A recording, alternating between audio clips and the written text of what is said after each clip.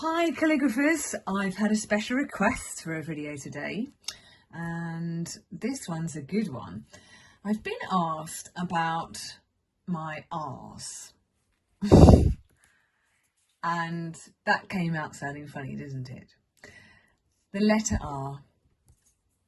R is an interesting one. When we're at school, we are almost certainly taught to write R's in this way, with the capital R looking like that, and a little one looking like that, with a curve over the top. Now, one of the first things I learned about calligraphy is, if you write your R in a different way, in a calligraphic way, it instantly takes your style into a different area. And I personally think that by including R's in this shape,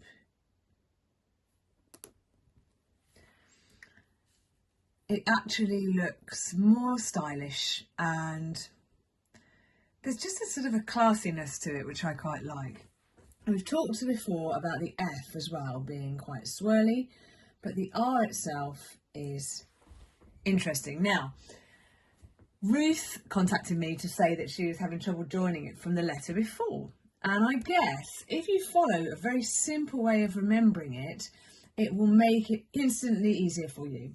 So I always think about the fact that when I start the letter R in a small case, I'm making a loop first of all, and I'm going up and over. So to start the letter R, I'm automatically going to do a little curl like that at the start of it, then go up to a point and then down.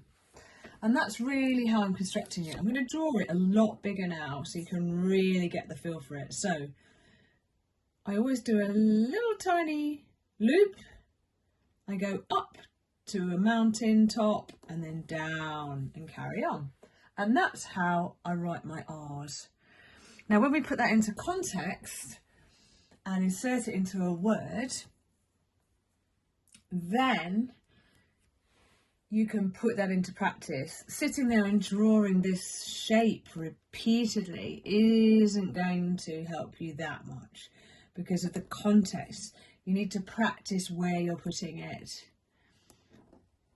Okay, so let's take a few words with R's in them. So, person, let's start with that. So, down, and then up with a little curl to the mountain top and down.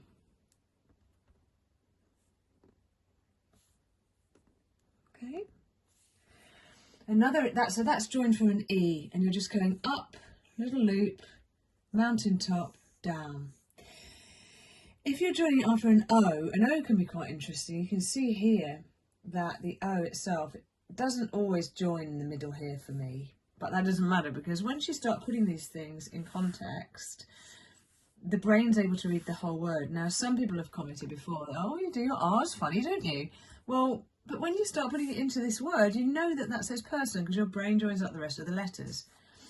So let's draw it to an O. So just a simple word with or would be going down with the O and up again to the centre, and then going into the R, we're going to go up into the little loop, then up to the mountain top and down.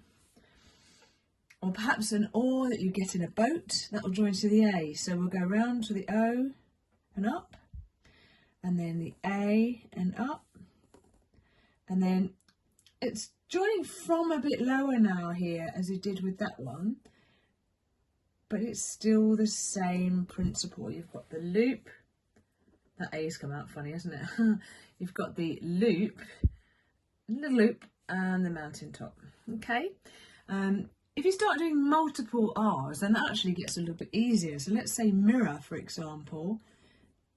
Down with the M, down with the I, and then we go up for the little loop to join the R, and down again, and up with a little loop, and down again like that, and then into the O, and then up with a little loop, and down again. You can see the mentality there. I'm drawing on a very level line today, so you can really get into it, but you don't have to be that neat. So you can see my arms are starting to look the same. I think if you go into that loop there with the wrong angle, so some people, they might go up to do it and then start looping around that way, and then they've forgotten where they're going and you get in a bit of a maze there, and who knows what's happening. Okay, so if you're going to say use another word that has R in it, so let's say, I'm trying to think of another letter, a U and then an R, so R, A, E, I, or irritable. Let's say irritable, because that joins the I. Obviously, you've got nouns and wow, my mind's gone completely blank. Vowels. So normally there'll be a vowel before an R, but we would say irritating. So we'll do our I, go up like that and down. As long as you plan to do that little loop like that.